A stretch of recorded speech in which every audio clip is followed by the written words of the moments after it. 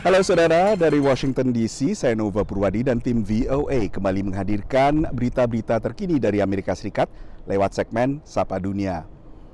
Pencarian terus dilakukan terhadap warga Hawaii yang masih hilang setelah kebakaran besar di Lahaina di Pulau Maui. Pejabat Maui baru-baru ini mengumumkan nama 388 warga yang masih hilang sejak kebakaran besar melanda pulau ini 3 pekan lalu. Sementara 1.700-an orang yang tadinya dilaporkan hilang, akhirnya telah ditemukan. Jumlah korban tewas yang telah dikonfirmasi mencapai 115 orang. Ini adalah kebakaran hutan terparah di Amerika Serikat dalam seabad, sejak karhutla di Minnesota dan Wisconsin pada 1918, yang menewaskan 450 orang. Saudara, kasus hukum yang membawa mantan Presiden Donald Trump ke sebuah penjara di negara bagian Georgia bukanlah kasus kriminal ataupun perdata pertama baginya. Tapi ini adalah pertama kalinya ia diambil fotonya atau dikenal di Amerika Serikat sebagai mugshot. Apa dampaknya bagi Pilpres 2024? Kita simak dalam laporan berikut. Pas foto tahanan Donald Trump yang dirilis oleh penjara Fulton County di negara bagian Georgia menghiasi halaman depan koran-koran di Amerika Serikat. Belum pernah terjadi sebelumnya dalam sejarah Amerika, seorang mantan presiden dijerat kasus kriminal dan diambil foto tahanannya. Trump bersikeras bahwa dakwaan kriminal yang dijatuhkan padanya bermuatan politis. We did nothing wrong at all, and we have every right, every single right to challenge an election that we think is dishonest, that we think it's very dishonest. Dakwaan kriminal keempat terhadap Trump akhirnya justru menguatkan dukungan baginya dari calon pemilih separtai.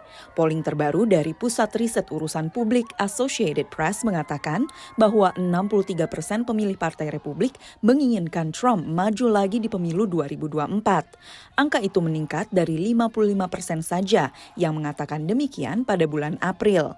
Namun, angka itu tidak tercermin pada pemilih AS yang lebih luas.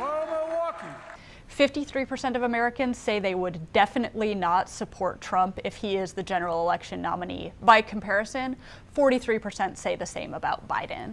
Pengacara Trump menginginkan pengadilan bagi kliennya dimulai pada 2026. Sementara jaksa penuntut negara bagian mengajukan jadwal pengadilan untuk Trump pada Maret 2024 di tengah hangatnya kampanye untuk pemilu AS pada bulan November. Dari Washington DC, Valdia Baraputri dan tim VOA. Kini kami ajak Anda ke Maine, negara bagian yang merupakan pusat penangkapan lobster dan juga destinasi wisata dengan banyak mercusuar tinggi yang kini banyak dimanfaatkan wisatawan untuk bersuah foto. Di sana, bendera Amerika Serikat yang mestinya menjadi simbol persatuan justru menjadi sumber perpecahan bagi warga di sebuah kota kecil. Columbia Falls adalah sebuah kota kecil di Maine, negara bagian paling timur di Amerika Serikat, dengan penduduk tak sampai 500 jiwa. Di sini warga terpecah akibat proposal untuk membangun tiang bendera setinggi 445 meter. Obviously, it'd be very unique. It's the tallest flagpole in this country, possibly the world. And you see it as you're flying in from Europe. That'd be the first thing you'll see. Proyek senilai $1 miliar ini diperkirakan baru selesai dibangun dalam 10 tahun. Tak semua warga mendukung pembangunan monumen yang bakal mengundang begitu banyak perhatian dan pengunjung. I'm old and retired and I hunt and fish in this area and I enjoy this quiet peace and being able to go to my special fishing and hunting areas without any competition. Sementara warga lain masih bimbang. I want to see growth. I want to see sustainable growth.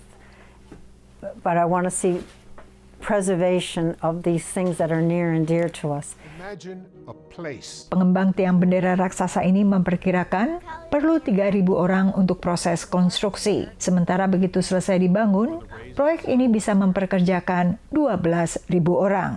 Demikian laporan tim VOA.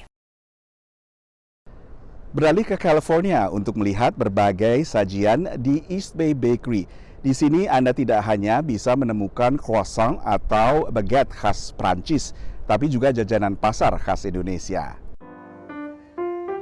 Setelah menjalani bisnis selama 4 tahun, East Bay Bakery akhirnya mengadakan grand opening sekaligus merayakan 1 tahun beroperasinya toko mereka di Danville, California.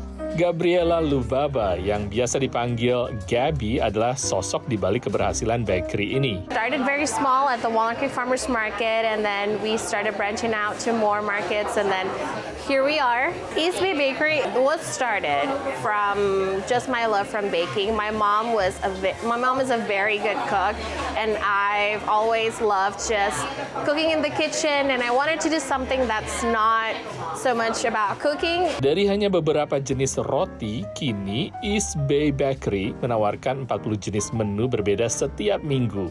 Yang paling populer adalah menu klasik seperti baguette, croissant almond, dan coklat yang selalu dicari para pelanggannya. It's all about freshness and quality products.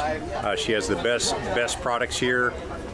You got to try the savory croissants. Highly recommended. Sebagai diaspora Indonesia, Gabby juga ingin memperkenalkan kue-kue khas tanah air. I've always got a lot of questions about, do we have anything gluten-free? And most jajanan pasar actually are gluten-free. They're made of rice flour and tapioca flour, so naturally I had to bring it to the menu, and it's been a favorite since. Cita rasa Indonesia yang ditawarkan ternyata mampu membedakan East Bay Bakery dengan bakery lainnya. Yes, definitely profitable, but easier to operate, maybe. I would say the biggest challenge would be actually managing the business. The one thing that is very important in business is just consistency, and then also give great customer service. Dari Danville, California, VOA. Saudara, kami akan kembali dengan segmen Sapa Dunia Senin depan. Terima kasih atas perhatian Anda. Saya Nova Purwadi dan tim VOA.